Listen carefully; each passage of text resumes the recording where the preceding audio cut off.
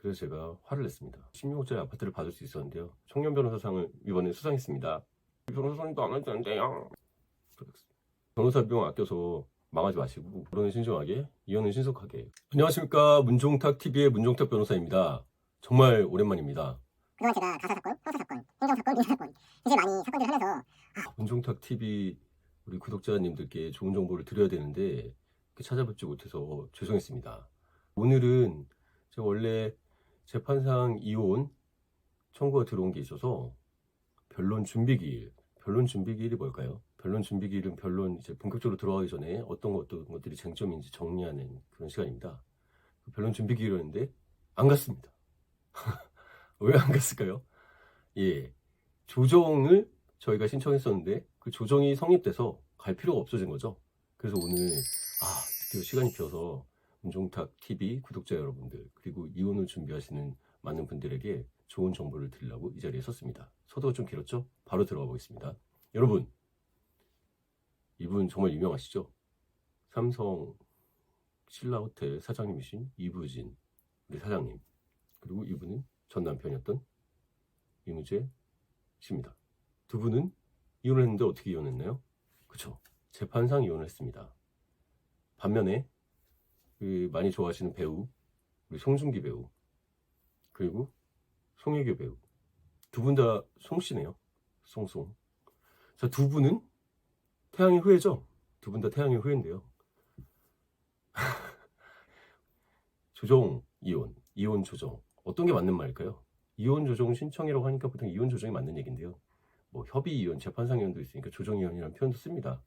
이런 거 다 세세히 나눌 필요는 없다고 생각하고 어쨌든 이혼 조정으로 좋게 마무리됐죠. 그래서 오늘은 재판상 이혼과 조정 이혼의 차이점, 조정 이혼의 장점, 조정 이혼의 꿀팁, 그리고 제가 이번에 승소한 조정 이혼 사례를 소개시켜 드리겠습니다. 제가 승소했던 사례는 엄마였어요. 보통 제가 남성 의뢰인들 분이 많은데 여성 의뢰인 사건을 맡을 때 굉장히 짠했던 사건입니다.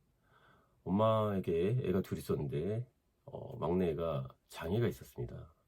좀 심한 장애였는데요. 그래서 장애 등급 1등급이 나왔습니다. 보통 양육비는 미성년자 19세까지 양육비를 받을 수 있는데 이 경우에는 엄마가 장애 부모를 두신 부모님들은 잘 아시겠지만 애가 성인이 돼서도 계속 돌봐야겠죠. 죽을 때까지 돌봐야 됩니다. 그런 특별한 사정이 있었습니다. 그런데 상대방 남편 쪽은 무슨 소리냐, 재산분할은 반분해야지, 살던 아파트는 뭐 반분해서 가액으로 나누자, 이런 식으로 나왔습니다. 여러분, 이 아파트가 자산입니까? 장애애를 평생 키워야 되는 엄마가 이 자산을 가지고 뭐 사치를 할까요? 이 자산을 가지고 뭐 다른 투자를 할까요? 이 집은 생존의 수단입니다. 생존의 수단이 아니라 그냥 생존의 터전이죠.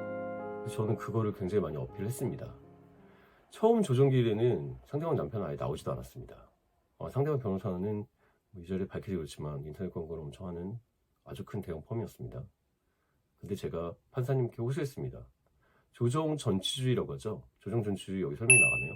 전치니까 재판상 이혼을 청구하더라도 재판상 이혼 전에 조정을 시도하는 것입니다. 왜 그럴까요? 가사는 다른 민사사건과 달리 부부였죠. 그리고 애들의 엄마고 아빠입니다. 원수가 돼서 싸우고 헤어지는 것보다는 그래도 조정으로 해결하는 것이 우리 가사 소송, 가사 법원 설립 취지에 맞겠죠. 그래서 조정을 미리 선행합니다. 저는 이혼 소장을 받았지만 조정 신청서를 또 냈습니다. 그 판사님은 상대방이 조정에도 안 나오고 조정 의사가 없는 거 아니냐, 그냥 뭐 이거 오도 반분인데 어떻게 소유권 이전 등기를 달라고 하냐, 이렇게 좀 판사님 사건들을 많이 하시니까 뭐 사건들에 따라서 이제 정형화된 패턴에 대해서 말씀하셨는데요. 그래서 제가 화를 냈습니다. 재판장님, 저 소송 대리인도 마찬가지고 재판장님도 마찬가지고 우리들은 이번 조정기일 한 번으로 끝나게 되지만 장애아를 평생 키워야 되는 엄마는 이 조정 이후로 아이를 평생 보살펴야 되고 이 사건의 결과에 따라서 평생 영향을 받게 된다. 엄마뿐만이 아니라 애들도. 그 부분을 얘기 드리고 남편이 조정기일에 안 나오는데 조정기일 한 번 더 잡아달라고 간청 드리고 그 결과 판사님이 상대방 남편에게 조정기를 출석할 것을 명령하셨습니다. 굉장히 이례적이죠. 그리고 다음 조정기일이 잡혔을 때 엄청나게 많은 설득과 몇 시간 했죠. 조정연 앞에서. 결국은 지금 저희 조정조사 보이시네요.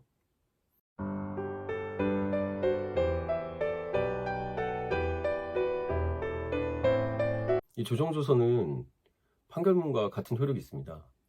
1심, 2심, 3심 끝까지 싸워서 나눈 판결문과 우리 조정기일에 서로 합의해서 맡은 이 조정조서는 같은 효력을 발생합니다. 우리 협의위원들 말씀하시는데요. 협의위원회에서는 재산상 분할사항을 정하지 않습니다. 때문에 재산분할 이렇게 하기로 하고 이행을 안 하면 강제할 방법이 별로 없죠. 하지만 조정조서에는 상세하게 우리 재산분할 어떻게 하겠다는 게 나와 있기 때문에 제가 받은 것처럼 언제까지 소유권 이전 등기 절차를 이행하라. 정확히는 그 조정기일 성립할 날짜를 적고 재산분할을 원인으로 한 소유권 이전 등기 절차를 이행하라. 조정조서 나오게 되는 것이죠. 참고로 등록세나 등기 수수료 같은 게 나올 수 있는데 그거는 수익자 부담 원칙이니까 저희가 뭐 내는 게 맞겠죠? 그 부분은 굉장히 작은 금액이니까요. 이 아파트는 거의 대략 16억 정도 됐는데요. 아이들 양육비로 이례적으로 크게 일시불로 한 4억 정도를 받기로 했고 그 부분도 조정조서에 남겼습니다. 그 이유는 뭐 양육비는 포기하기로 한다 이런 게 남으면 나중에 아이들이 성인이 됐을 때 아니면 좀 더 컸을 때 내 아버지가 양육비를 포기하고 안 줬구나 뭐 이런 얘기를 들을 수 있잖아요. 그렇지만 그 금액을 크게 해서 애들 아빠도 애들을 위해서 많은 양육비를 지급했고 그 금액을 재산분할에 포함해서 나눴다는 것을 명시하게 해줬습니다. 그 결과 저희는 한 2억 원 정도 지급을 하고 16억짜리 아파트를 받을 수 있었는데요. 굉장히 이례적인 조정이죠. 아마 재판상 이혼을 갔으면은 보통의 경우에 비추어 가액으로 분할하라고 했습니다. 그러면은 경매가 되고 아이들과 엄마가 살던 집의 터전이 사라졌겠죠. 자, 지금까지 살펴본 바와 같이 조정이혼의 장점은 무엇입니까? 첫 번째, 신속. 여러분 재판상 이혼을 하면 배신감이 엄청 힘들죠. 정말 믿었던 양가 부모님들, 친인척들, 친구들, 선후배들, 직장 동료들 다 초대해가지고 결혼시켰는데 평생 아끼고 어려울 때나 힘들 때나 같이 살기로 했던 사람들이 죽자고 나쁜 놈이다, 나쁜 니은이다 하면서 싸우면 여러분 인간에 대한 신뢰가 흔들립니다. 하지만 조정은 서로 양보해서 합의하기로 한 거기 때문에 재판상 이혼보다 심리적 타격이 훨씬 적습니다. 신속성에서 오는 여러 부수가지 이익이겠죠. 두 번째, 경제적으로도 훨씬 이익이죠. 여러분 신급 대리 원칙에 따라서 1심, 2심, 3심 변호사 첩수금 다 줘야 되죠. 성공부수도 뭐 약정에 나름이지만 보통 신급에 따라 다 줘야 됩니다. 변호사한테는 그렇게 좋은 게 아니지만 저도 성격이 급하고 의뢰인들 힘들어하는 거 좀 못 보는 성격이라 보이십니까? 저 청년 변호사상을 이번에 수상했습니다.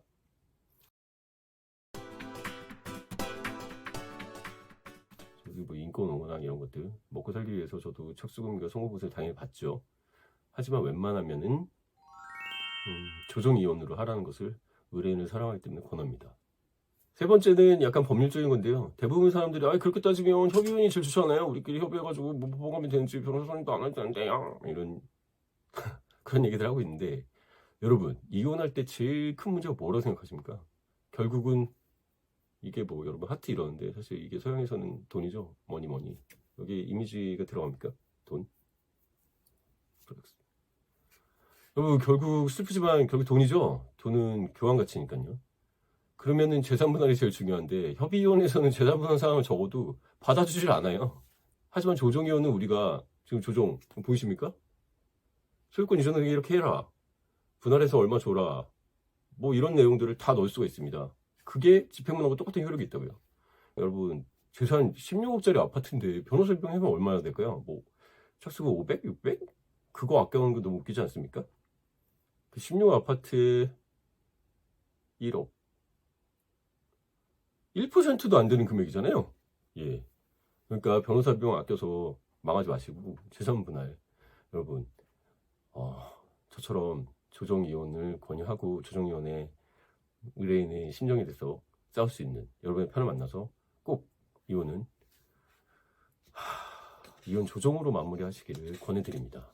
정 안 되면 재판상 이혼을 하겠지만 그 정우 조정 전치주의이기 때문에 제가 승소한 사례처럼 소유권 이전 등기를 받아올 수도 있습니다.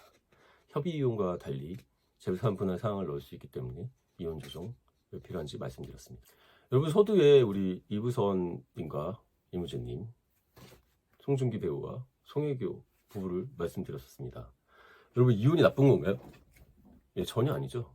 여러분, 이혼할 수 있습니다. 결혼할 수 있으면 이혼도 할 수 있죠. 중요한 것은 이혼 이후의 삶이겠죠. 결혼은 신중하게, 이혼은 신속하게. 그리고 여러분 이혼하셨어도 요즘 다 하죠.